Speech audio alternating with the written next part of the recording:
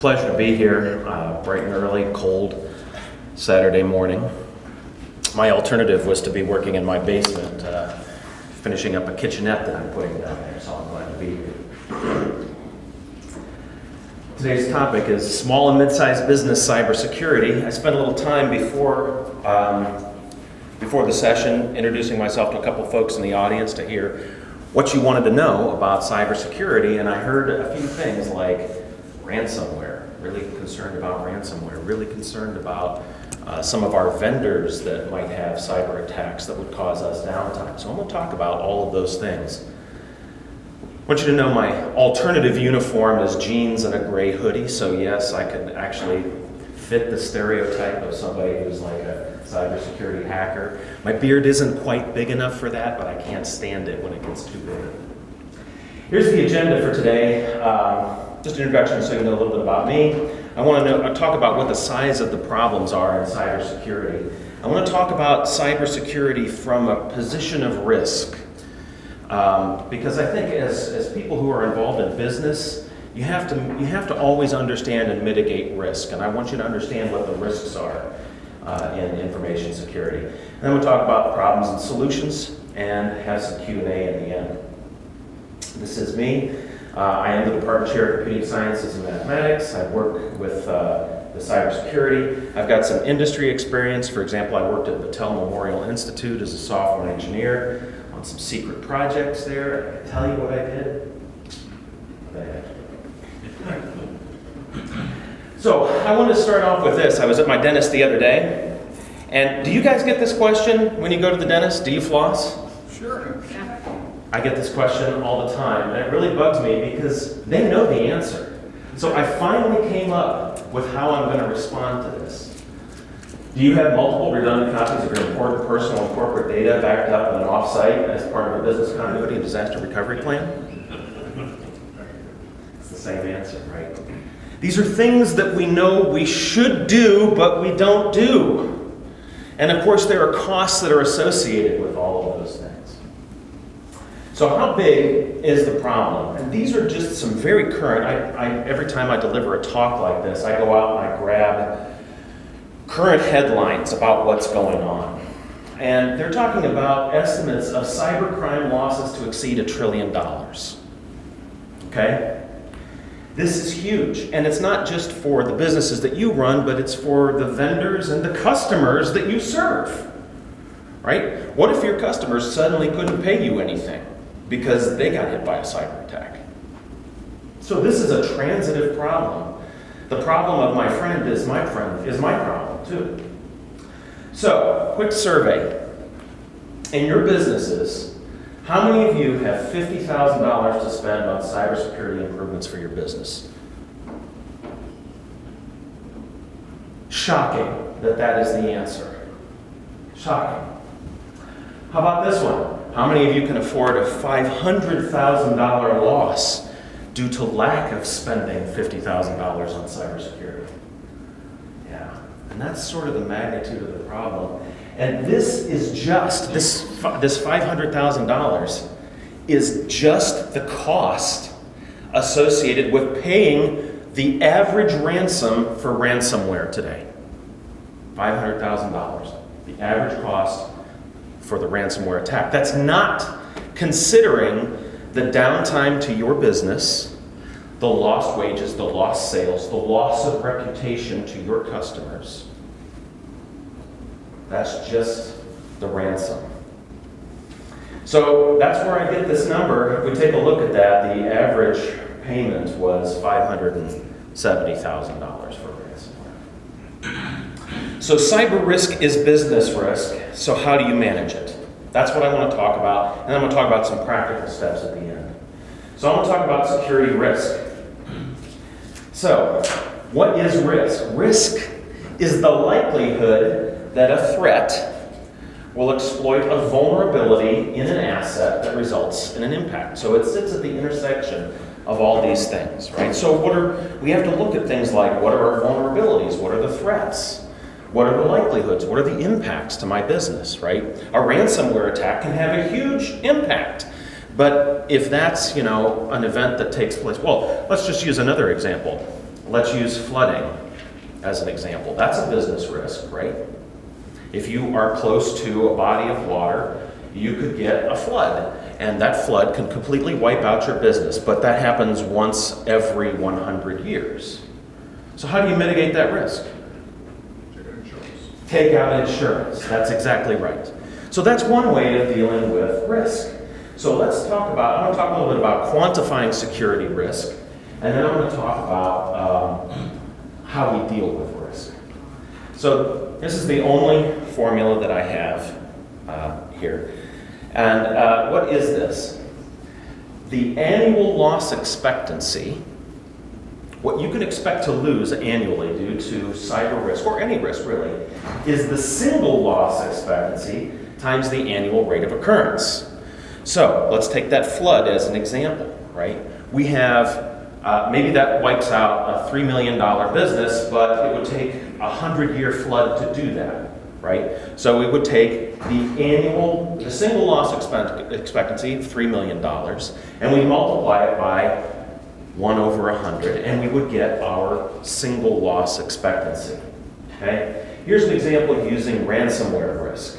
The average ransom is between $200,000 and $500,000, plus the remediation downtime. The average downtime on a ransomware attack is 16 to 30 days, right? So how much would that cost your business to not be able to make any sales for 16 to 30 days? Well, that's between $750,000 and $1.8 million. And the odds of an exploit in any given year are about 37%. Okay? A little more than 1 in 3 businesses experiences a ransomware attack every year. So our annual loss expectancy then, if we take our single loss expectancy, the sum of these two things, and we take 37% of that, annually, you can expect to spend between $350,000 and $850,000. Now, this is without any controls in place whatsoever. This is if you're wide open. So let's talk about approaches to risk management. The first thing that we could do with any risk is just accept the risk. Do nothing, right? And hope for the best. I call this the ostrich approach. We just bury our heads in the sand. That's usually not what most people want to do. Another option, is to transfer that risk. You make it somebody else's problem. And as the gentleman here said, we can buy insurance against that. We can avoid the risk. Don't do the risky thing. Shut down your business. No risk then, right? Most people can't do that. And so that leaves us with mitigating the risk, which is either reducing the probability or the impact from that. We either reduce how much it costs for a single loss expectancy, or we reduce the probability that that is going to happen. Most people focus on reducing the probability that it's going to happen by putting controls in place. In cybersecurity, there are 3 kinds of controls that we talk about. There are technical controls, right? That's what people with the blue jeans and the gray hoodies do, right? There are policy controls. That's what business people do, right? And then we have training. And that's what people like me do.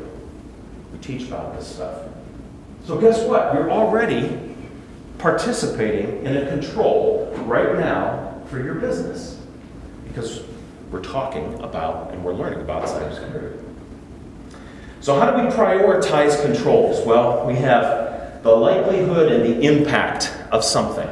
By the way, I'll mention here, at the end, I'll put up a QR code where you can download these slides if you're interested, okay? So, we have to rate what the impact of somebody exploiting a vulnerability would be and what the likelihood of it is, right? So what are the impacts that we can have in our business? We can have loss of confidentiality. What if the list of all your customers suddenly became available to a competitor? What if your pricing became available to all your competitors? What if your payroll information became available to everybody in your company? Okay? So that's a loss of confidentiality. Integrity. What if someone comes in and changes some of that information. Right? That's what most people think about when they think about hackers. You know, the high school kid that goes in and breaks into their high school computer system and they change their grade in the class, right? That's loss of integrity of the data. And then there's availability of the data. And this is where ransomware comes in quite a bit. Ransomware prevents you from using it. It encrypts all of your data and all of your systems, and you are completely down. None of your information is available. And so this kind of thing is asset specific, right? Just having your payroll system available to you, that payroll system is an asset, and we would protect that differently than we would, say, a machine on the factory floor that uses SCADA systems for gathering data, right? We would do that, we would protect those differently. And then we have the likelihood, and this takes unfortunately, it takes some specialized cyber knowledge, right? So how likely is it that you're going to get exploited by ransomware? How likely is it that somebody's going to come in and compromise your payroll system and allow everybody to see how much you pay your employees? Okay, so once we have those, we rate those on a 1 to 5 scale. We look at the product of those numbers for a particular asset, okay, or for a particular threat. And so if you have a major impact, that's a 4, and it's a certain thing to happen, then that has, at the intersection there, an extreme threat. That's an extreme risk. So let's take a look at an example, ransomware as a risk. The threat is that it encrypts all the data. So this is a threat to the availability. The impact here is to availability. The vulnerability, what's vulnerable in that? Well, most of the time, and this will be a continual emphasis here, the biggest vulnerability in your organizations is you. It's the people who run the organization, especially when it comes to things like ransomware. The likelihood, well, 37% chance, I would say that that's likely, right? A 1 in 3, a little more than 1 in 3, that's pretty likely. The impact is major on people's businesses. 16 to 30 days worth of downtime, the average ransom of $570,000. So now that we have that ransomware risk, with that likely and major impact, that puts us at a very, very high risk for ransomware. Right? Now, every business is different. Right? I talked to some folks in the back that said, our factory is in the mountains and we don't even have an internet connection there. And that's awesome, because the most secure system in the world is one that is powered off and encased in concrete and dropped into the bottom of Mariana's Trench, because then there's no risk to that system whatsoever. Right? No internet access, in the industry we call that an air gap. You can't get across an air gap. You can't break into it. So what do we do about this risk? Well, we look at what the possible controls are that either affect the likelihood, that's the annual rate of occurrence, or the impact, the single loss of expectancy. And so we come up with a list of controls that will help us solve this problem. Like, we require some staff training. People are the biggest thing. You'll see when I talk about controls about cyber, you'll see that staff training is like the number one thing that I push for. We could do something technical. That is patch management. We make sure that all of your machines are up to date with all the latest software releases that fix all the vulnerabilities that hackers exploit with ransomware. We limit user privileges. We say that not everybody can do everything on this machine, and that limits our exposure. They can't raise the privilege level on the machine to allow you to encrypt the whole machine. Things like anti-malware, right? Or even something really simple, and DoD does this all the time. They put hot melt glue in the USB ports. So why would they do that? Because in the world of DoD, one of the ways that cyber criminals break into systems is they go out into the parking lot and they drop USB drives out there. Now, you get a USB drive. You're out there, you're out in the parking lot out here, and you find a USB drive. What do you think to yourself? Free USB drive! This is awesome. So you think one of two things, right? You think, I need to plug this in so that I can find out who it belongs to and return it to them. Or you think, hey, free USB drive. I wonder how big it is so that I can use it to put, whatever I want to carry on it, right? Well, you plug it in, and malware takes control, and all of a sudden, even 2 weeks later, all the machines in your business are encrypted with malware, right? And that's what, we see that kind of stuff, right? So you just put hot melt glue in your USB ports. Or you can reduce the impact, right? It's the single loss expectancy. You can have off-site backups of all your data. So all your stuff gets encrypted, big deal. It takes me 3 days to recover from a backup, so I reduce my losses. You can have a disaster recovery plan. That's a policy control, or business interruption insurance, or cyber insurance. Unfortunately for cyber insurance, I think I mentioned this later, they limit that. If you buy cyber insurance and it's malware is the result, they limit you to $25,000. They'll pay you at most $25,000. That's their maximum payout for that. And we know already that we can expect between $350,000 and $850,000 in losses. But we implement these controls, and it reduces the likelihood to unlikely, and it reduces the impact from major to just significant, if it happens. What happens if you can't afford all of these? Which ones will give you the best return on investment, right? So I'm going to talk about return on investment for the controls that you implement. So one thing that we could do is reducing the ARO, right? Reducing the annual rate of occurrence through security awareness training. So it reduces the odds of an exploit by 50 to 70% by just training the people to be aware of the implications of what they're doing.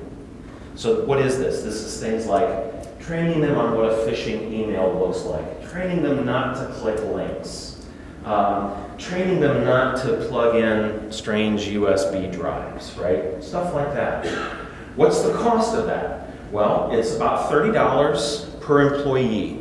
I just looked up some of these prices from some vendors online. It costs you $30 per employee, 150 employees.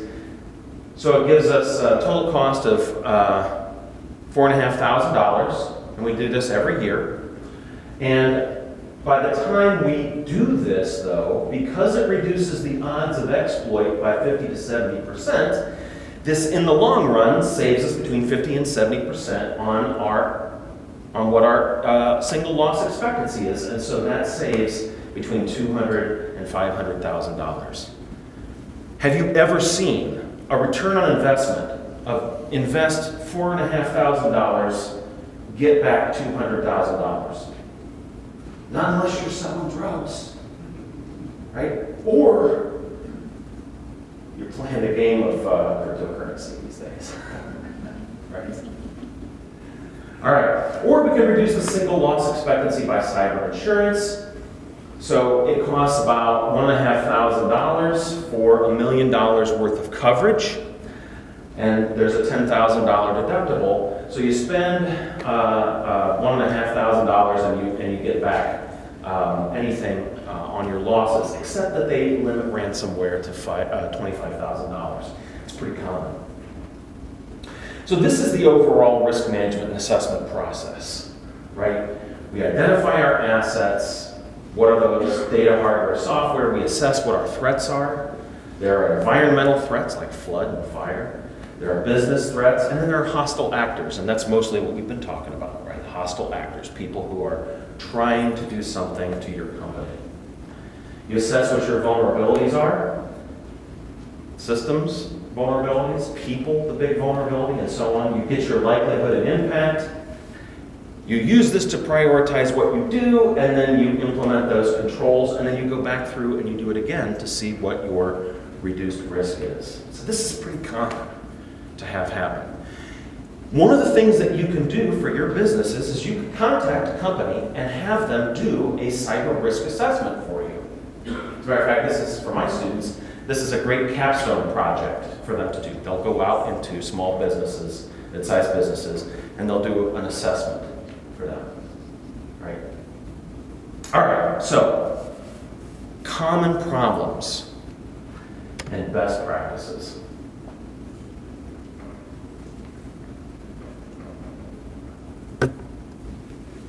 Biggest problem today is ransomware, almost inevitably. How many of you have heard of the Kronos attack that happened here a couple of months ago? 1, 2. So Kronos is a company that does payroll and like timekeeping stuff. Jessica and I were talking about this beforehand. Kronos was hit by a ransomware attack. And Kronos is a vendor. They sell their services, cloud-related services for managing payroll. If you use that, and Kronos is hit by attacks, and they were down for, how long was it, Jessica? 37,000 companies for 6 weeks. 37,000 companies for 6 weeks couldn't run payroll.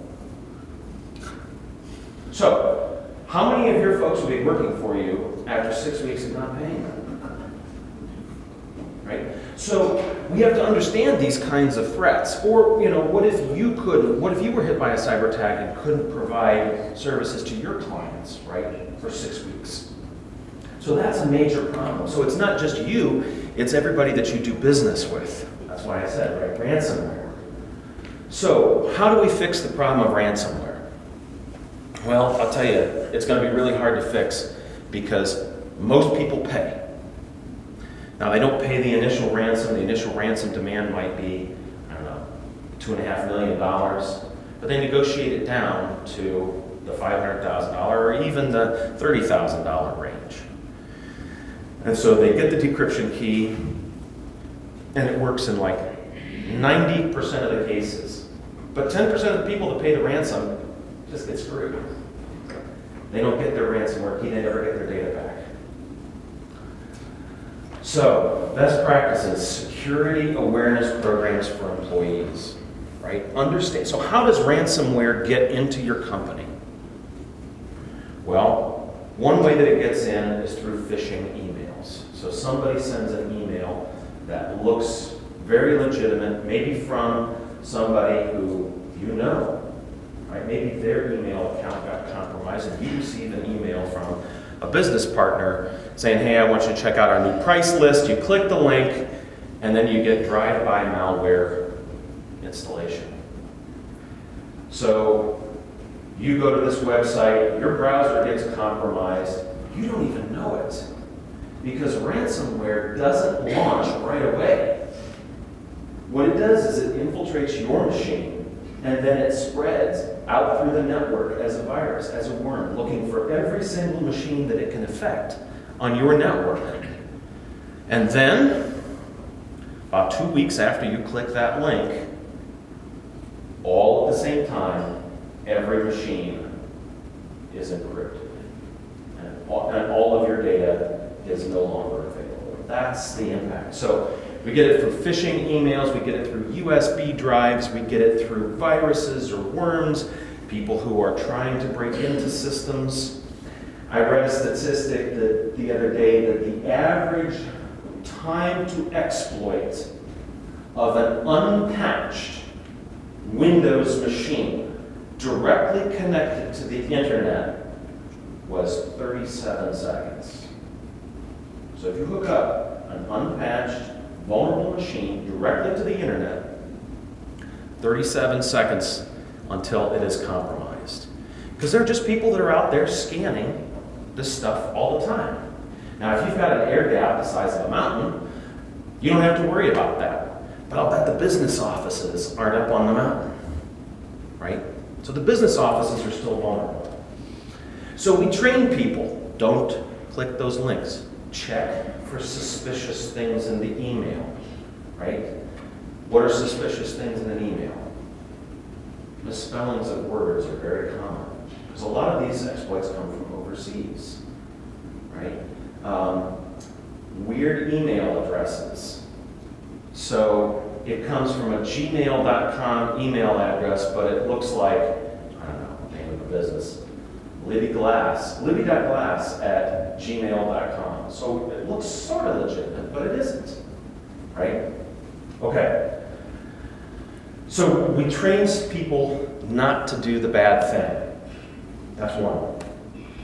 Email scanners, anti-malware, and safer browsers. So I run browsers when I'm out there surfing the internet that are more secure than what the average person does, okay? So how many of you just use Edge that's built into Microsoft Edge or Microsoft Explorer, Internet Explorer? Okay, good. How about Firefox users? Anybody use Firefox as their browser? Couple, all right.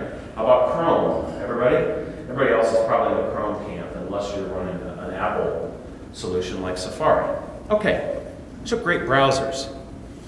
But their point is to make things accessible to you, not to make things inaccessible. I run a browser that's called Brave. And by default, Brave is based on Chrome, so it has some of the same vulnerabilities as Chrome. But by default, it blocks most ads. And there's this thing out there that's called malvertising. They're ads that have malware embedded in them. And by default, Brave blocks ads.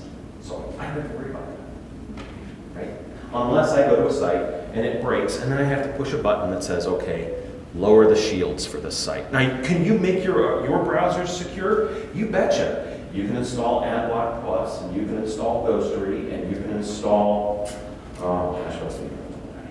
I use Shields Up program or something like that. So you can install 3 or 4 different browser plugins to make your default browser as secure as mine, but I'm just going to use mine because it's baked in. Okay.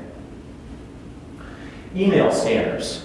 So, how many of you use Google for your email services for your business? Anybody? 1, couple, 3, 4. How about Microsoft, Office 365? Great. These are all cloud-based solutions, and they're going to scan your email for you. Okay? Turn on more switches in that so that there are more things that are being protected against.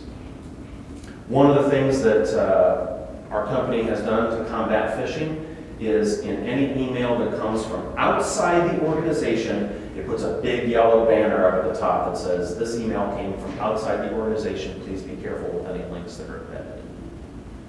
Okay, just a quick reminder, right? Anti-malware. Now, Windows today comes with some really good anti-malware software, but you can still buy more. There are lots of different endpoint protections, right? Like there's a Avast antivirus, and there's a couple of others. But I wouldn't be buying Kaspersky today. Kaspersky antivirus. You know why I wouldn't be buying that today? It's Russian. Yeah, it's Russian. I wouldn't buy it today. Patch management. This is a big one. If there's no vulnerabilities on your network, then that little infection on your computer can't spread out. How do you prevent that from happening? You keep your software up to date. You install operating system patches all the time, whenever they're available. Every Tuesday, Microsoft releases new patches for their operating system. Well, that's great. What about all the other stuff that you use? How many of you guys use PDF software? Adobe's PDF software. You guys use that? Yeah. You got to keep that up to date. Or Photoshop, or Microsoft Word, or any other application that's out there. So there are programs out there that they're good programs, but they do the same thing as bad programs. They scan your computer for older and vulnerable versions of software, and they tell you, this is out of date, you should update it. Okay? And they make it easy. Press a button and it goes to the site for you to download and update that. A lot of that can be automated if you have a good IT staff that can do that. Right? Otherwise, it's just every person on every machine, and that's problematic. Having off-site or cold backups, that's an important thing to do. So when we have cold backups, it means that these are not connected to the internet. They are tapes that are sitting in a fireproof safe somewhere off-site so that we can restore the data that was lost in case of malware. Phishing. This is a vector for the installation of malware. Emails that are sent that look legitimate. We talked about this. Again, security awareness, email scanners for phishing. Social engineering. I'll tell you what, it's pretty interesting if you go out to YouTube and you look for some videos on social engineering attacks. People do this all the time. They pose as customers for your company. They want to reset. They can't get in. They can't find the password for their bank account, so they call the company and they have to have the password reset. And they have all kinds of techniques. They make it super urgent. It has to happen now. They play the sound effect of a crying baby in the background just to raise the pressure on the customer service person to do something that they've been trained not to do, right? So security awareness programs, badge access, two-person controls, right? A lot of these come from the financial industry, where it takes 2 signatures to do anything. Social media hygiene, that's another big one. How many of you go on vacation and post pictures of your vacation while you're on vacation on social media? Good.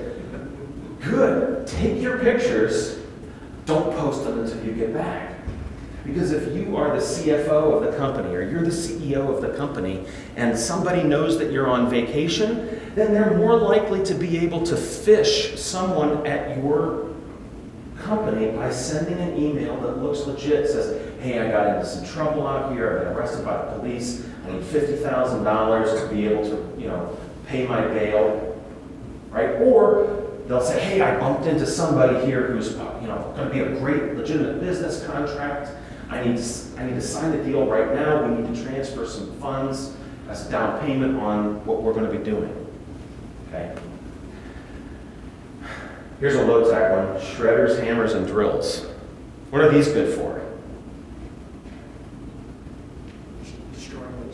Destroying old stuff, right? So shred all your paper documents. Well, what about your computer systems when you upgrade them? What do you do with those? Smash them. This is why when you go on eBay and you buy a lot of computer systems, it says no hard drive included. Because they pulled the hard drive out and they have drilled through it and smashed it with a hammer. You should do this personally as well, right? So if you have upgraded computers at home, some people can wipe those disks and they have that technology, but I'll tell you what, if you don't know, it's a low-tech solution to just pull out that hard drive and take a 3-pound hammer and smash it into oblivion. Malware, again, this is the same kind of thing as ransomware. Endpoint and network antivirus, there are some tools that you can have that are running on your network that examines stuff that comes in as it's flowing, and it will tell you if you are downloading malware, regular patching of software. Right. Passwords. Again, control over passwords. So how many of you use a password manager? 2, 3. Please do this. Please use a password manager. Because if you don't use a password manager, you are doing one of 2 things. You are writing down your passwords somewhere to remember them, which is bad. Or you are reusing passwords, which is really bad. Okay? So I used to do this. I used to think I was doing really well. I had like 5 passwords that I could remember, and I would rotate through. Is this sounding familiar to anybody? You got like 5 passwords. You have your low stakes password that you use on Facebook, and then you have your high stakes password that you use on your bank account. Right? Does this sound familiar? It's still bad. There's nods and smiles in the back. It's like, oh man, I'm listening. A password manager installs in your browser. You remember one password, the password that unlocks your vault of passwords. They are not kept locally, they are kept in the cloud, and they are encrypted to high heaven. So it would take billions of years to decrypt your password vault if you choose a sufficiently strong master password. And by that I mean, 20 to 24 characters, upper and lowercase, letters, and symbols in it, right? So you remember one password and it unlocks your vault. It's all in your browser, and that thing can fill in all the passwords for your sites. Well, if you only have 5 passwords, that's not very many that it has to keep track of, right? But the cool thing is you create an account on a new site, and you have it generate a random password for you that's 20 to 24 characters, upper and lowercase, numbers and symbols. And you don't even know it. It's just kept in the software. And so when you visit that site, you need to log in. It will fill it in for you, okay? I recommend one that's called Bitwarden. Bitwarden. There are lots of them out there. Bitwarden's free tier is the biggest, which is why I use it, because I'm a cheap bastard. Okay, but you can use LastPass, you can use 1Password. There's a lot of them that are out there. I use Bitwarden. Change your default passwords on devices. This is one of the biggest ways that people come in, is that, they come in and they you buy a new router off the shelf from Micro Center or Amazon or something like that. You put it in your house, and you log in as admin, and the password is Linksys. And you're like, great, I got in, I can configure it. And then they never change that password. So anybody outside of the organization can come in, admin and Linksys, that's the default password. If you don't change that default password, you're making yourself vulnerable. Multi-factor authentication. In really secure environments, multi-factor authentication is at least receiving a text with a PIN. How many of you have experienced that? Okay, so a lot, that's great. But in really high-stakes cybersecurity, people can spoof your cell phone and they can receive your texts and get in. So there are applications that are multi-factor authentication applications like Google Authenticator, Microsoft Authenticator. These are the 2 big ones. And you just basically tie your accounts, you turn on 2-factor authentication, you scan a QR code, and then it will have a number that changes every 60 seconds. And for you to log in, you have to have your username and password, right? That's one factor. It's something you know, your password. Adding the second factor is something you have or something you are. Something you are is like biometrics, like palm scanners or eye scanners or something like that. And then who needs that really? That's just people that live in the movies. No, actually, it's DoD. But something you have, that Authenticator app on your phone, that can add a lot of security to your passwords. BYOD, bring your own device. So how many of your employees connect to your Wi-Fi network at work? And it's the same network that your business is run on? I hope not. We need to, providing Wi-Fi access for your employees, that is a nice thing, that's a nice perk. But have it on a separate network from your business network, right? So separate wireless networks, secure access ports. There are forms of encryption that are weak, all these access points are weak. How would you know any of this? Get a risk assessment done. Remote work. This is pretty apropos these days. VPNs, virtual private networks, that allow people to come in and access your local systems from remote, but they use encryption. Provide company-owned devices instead of people using their own at home. That way you can secure them. Use centralized storage. Make sure that your people at home are using secure Wi-Fi at home. All of this stuff. Insider threats.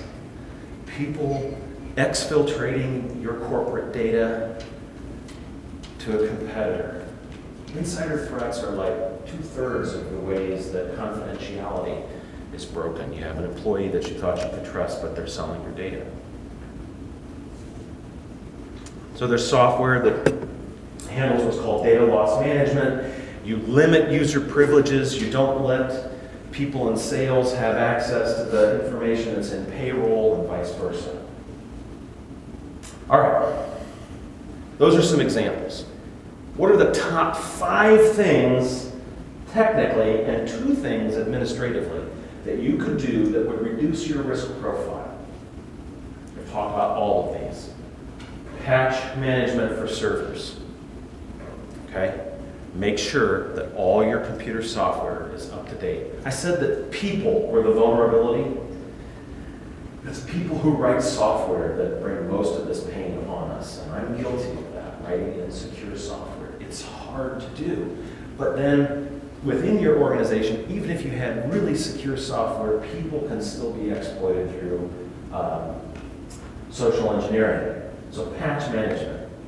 End user protection systems, email, scanners, malware, virus scanning, multi-factor authentication. Text is okay.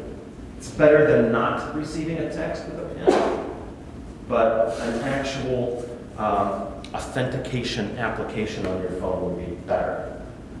Regular backups, hot and cold backups. Hot backup is you've got a big server in your office, and we back that up to another big server in the office. Okay? It's live. But again, this is still vulnerable to malware because malware is getting smarter. It has recognized that this is a threat to their business model of crime. So the first thing they do is they go out and wipe out any backups, and then they encrypt everything. So they're getting smarter as you get smarter. So you could do that, but have some cold backups. Have a tape backup device that is in a rotation, and every week somebody takes that home and locks it in a fireproof safe in their home. Least privileged user access to data so that you can avoid those confidentiality problems. Administratively, continuous training and awareness. As I said, it's $30 an employee.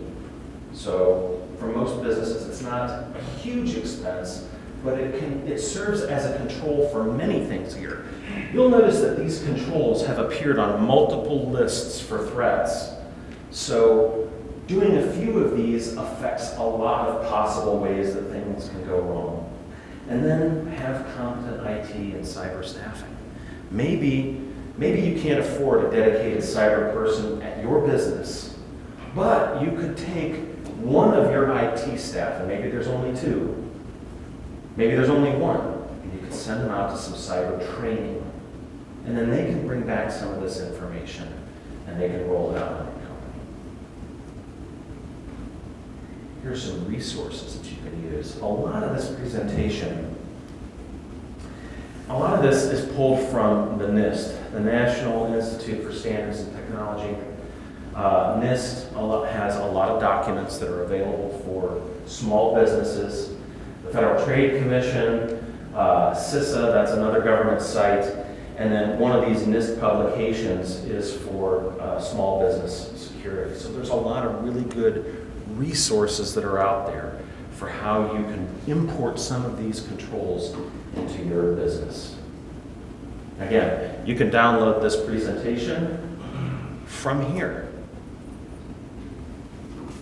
So I have reserved a total of 3 minutes for questions. That sucks. What questions can I answer for you? Yeah.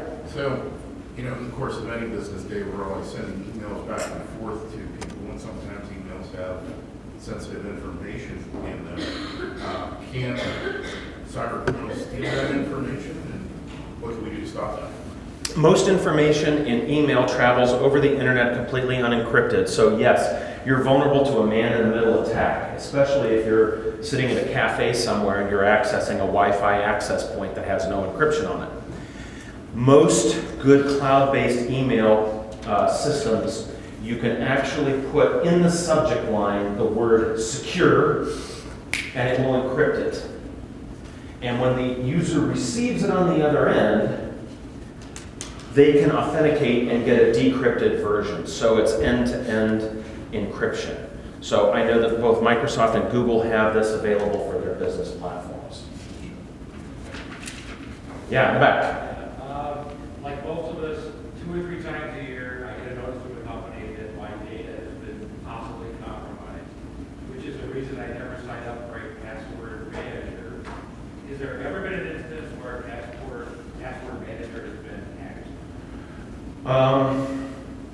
I can't say, but it would be utterly devastating to their business model. So most password managers will talk, software will talk about the level of encryption that they have. They'll even go so far as to say, hey, if you lose your master password, we cannot help you, right? Because the encryption is that good. So I would say no. The bigger problem is the reuse of passwords, where if you're on a podunk site, you know, out there for something, gosh, anyway, they might keep your password stored unencrypted. It's a terrible programming practice. As a matter of fact, you don't even encrypt passwords, you do what's called hashing on them, so you can't even get from this random string of garbage back to the original password, but from the original password you can get to the big string of garbage. They store the big string of garbage. So they have password resets, but if somebody stores your password unencrypted in their database and they get compromised, then your unencrypted password is available for the world to see, and if you've reused that somewhere else, you're in trouble. Yes? We're all talking about defensive mechanisms of how do we protect ourselves. With all the technology we have, I mean, you know, when today's technology would tell what I ate for breakfast this morning, but we can't catch these guys, and we can't, I mean, there is no effort being made towards a reverse